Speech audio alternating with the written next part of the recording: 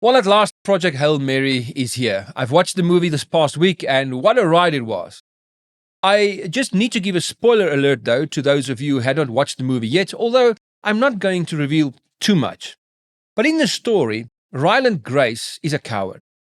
When faced with the extinction of every soul on earth, he didn't beat his chest or volunteer for this suicide mission. He begged not to go, he screamed, he had to be dragged onto the Hail Mary in chains, quite literally.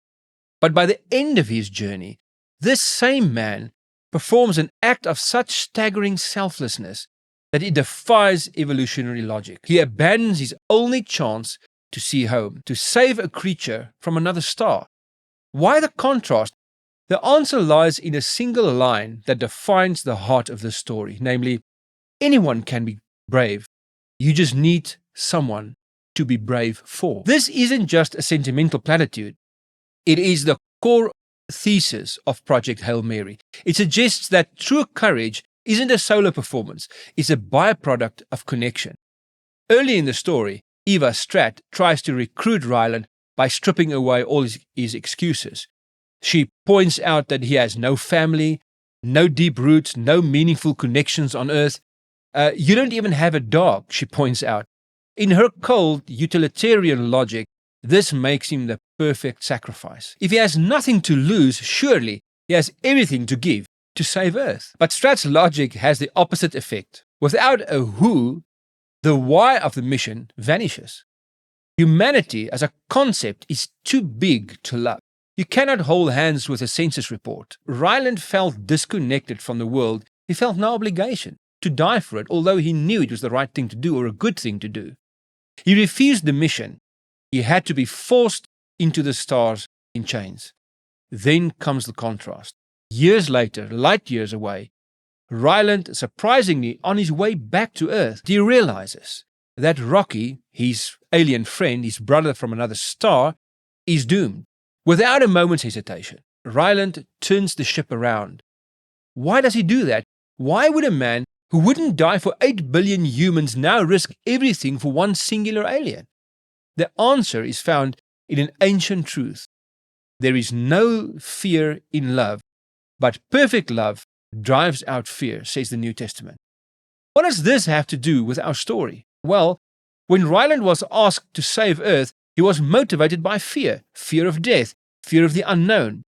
But with Rocky, his alien friend, fear was replaced by specific, localized love, a connection. He had found someone to be brave for. Evolution tells us to survive at all costs, but love provides a glitch in that programming. It allows us to step outside of our own consciousness and place the value of another's existence above our own. This is the highest form of the human spirit, a reflection of the ultimate sacrifice. Greater love, says Jesus, has no one than this, to lay down one's life for one's friends. In John chapter 15. Previously, without even a dog in his life, without a meaning relationship in his life, the sacrifice was just too much. Ryland Grace didn't become a hero because he found his spine. He became a hero because he found a friend. He followed a blueprint of selfless courage that had been a part of our spiritual DNA for 2,000 years after Jesus, proving that under the right circumstances, we are all capable of reflecting the nature of a Savior who had lain down everything for us.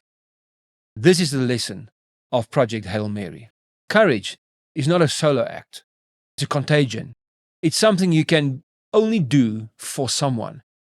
We often wait to feel brave before we do something hard.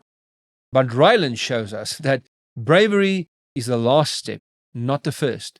The first step is simply deciding that someone else matters. We don't need more brave people. We need people who are willing to love deeply enough to become brave. In doing this, we follow the Savior that did the same for us. Please don't forget to like and subscribe, and we would love to hear your thoughts. Every comment you leave will be responded to, so please leave it down below, and I'll see you the next time.